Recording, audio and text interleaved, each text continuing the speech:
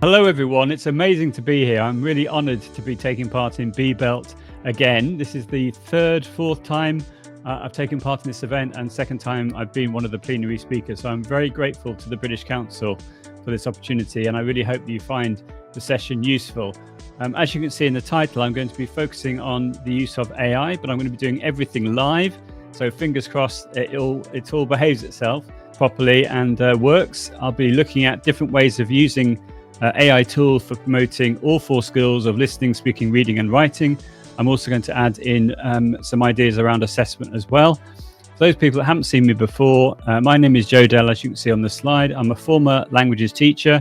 I taught French for 13 years, 3 years at secondary school level and then 10 years at middle school level, working with 9 to 13-year-olds. So I've got upper primary and secondary school experience. And for the last 15, 16 years now, I've been an independent languages consultant, and before the pandemic, before Brexit as well, I was traveling all over the world, running training and speaking at conferences in places like Australia, North America, South America, the Middle East, all over Europe, and in the UK as well, of course.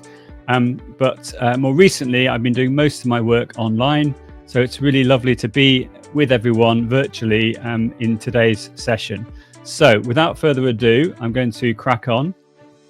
And as an introduction, obviously, we all know about AI now. AI is becoming part and parcel of our daily life, even if we don't want it to be. That is certainly the case. And so as an introduction, I just wanted to talk about the idea behind how AI can be used in education, in particular, how it's important that we need to keep the human in the loop, this idea of the 80-20 rule. In other words, if you're using AI, AI could be doing, say, 80% of the work, but that 20% from the human is really, really important as a way of being able to edit, as a way of being able to recognize bias or inaccuracies, because AI can hallucinate, which I'm sure you've heard many times before. And so that's very, very important. We can't just presume that everything that a large language model produces will be accurate or unbiased in some way whatsoever. So that's incredibly important that we bear that in mind. From the point of view of personalizing learning, as I'll be demonstrating today, you can see that AI can really help tailor materials to individual student needs. You could, for example, ask the AI to produce a text with the names of your students potentially, or the names of people who are famous that you know that your students like. I think it's also important that we're careful about personal information we put into a large language model, particularly if the students are doing this, because of the fact that anything that's put into a large language model will be sent to train the bot. So we need to keep that in mind from the point of view of responsible use. But most of what I'm going to be focusing on today is how we can use AI as a way of creating resources more quickly and easily. And I really hope that everything works and that you find the suggestions useful. Without further ado, we're going to start off with Suno. So Suno is an AI tool which allows you to generate your own customized song. So you can see that on my different slides, I've used ChatGPT to generate the different AI images, which, as we all know, mean that they're royalty free. So you are able to create bespoke images very easily using a variety of different AI tools. And so that's why I've generated the image on the right hand side. But looking at Suno in particular, we can use it for generating bespoke songs. We can use it for encouraging active listening, encouraging independent learning, helping with pronunciation, and so on and so forth. So with that in mind, what I'm going to do is I'm going to go to ChatGPT, which I've got open here. You could use another large language model for this instead if you wanted to. And I'm going to put in the following prompt, which I've got here, which, as you can see, is write a basic song in A1 level English describing a morning routine, include vocabulary such as, first I wake up at 7 a.m. in my bedroom, then I go into the bathroom, have a shower and get dressed. Next, I go downstairs and have breakfast in the kitchen. I eat cereal. Finally, I brush my teeth, comb my hair and leave the house around 8 a.m. So classic sort of daily routine type of vocabulary. So let's see what ChatGPT comes up with when I send this in.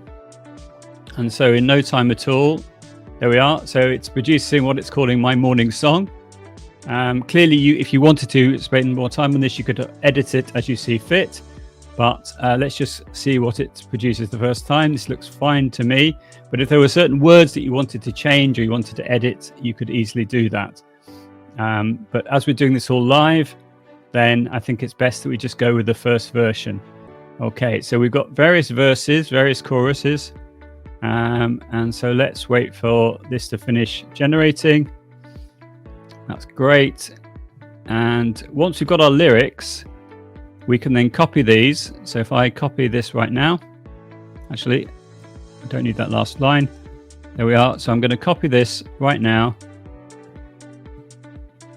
And now I'm going to go into Suno. Now what I'm going to do is I'm going to, if I go here, I'm just going to very quickly stop sharing a second, because what I want to do is I want to go and share full screen. So if I go present, share screen, and I'm going to share the entire screen this time.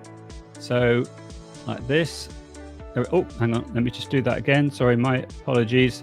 I'm going to share screen because I need to share the audio as well. There we are. That's all fine. Entire screen and perfect. Right.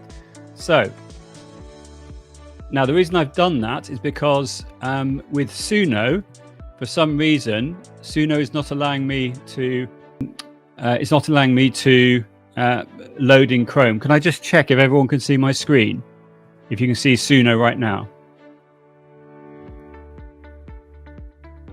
Hopefully that's working okay. If I click on where it says custom, and what I'm going to do is I'm going to paste in the lyrics like this. And as you can see, the lyrics which we've just generated in ChatGPT are all there. And I'm going to come up with a style of music. I'm going to put in folk as a style. And then here under enter title, I'm going to call it My Morning Song. And then I'm going to click create. And then what it's going to do is it's going to generate two versions of my song. And I can then choose which one I like. And you'll then be able to hear it back in a second. So there we are. It's done it already. So this is the first version. And by choosing custom, what it allows you to do is it allows you to put in your own lyrics. If you don't do that, you can generate a song, but you won't have control over the lyrics that you're then inputting. So if I now click here, you should be able to hear what this sounds like. And we'll press play and away we go.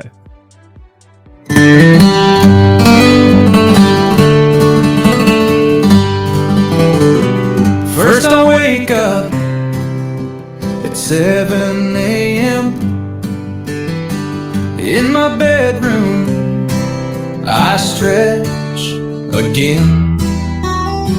I get out of bed and rub my eyes.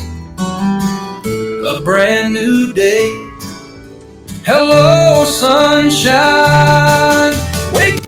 Okay, so I'm sure you'll agree that's pretty amazing. Now you can also download the particular tracks that you've made. All you have to do is click on the three dots in the player, bottom right.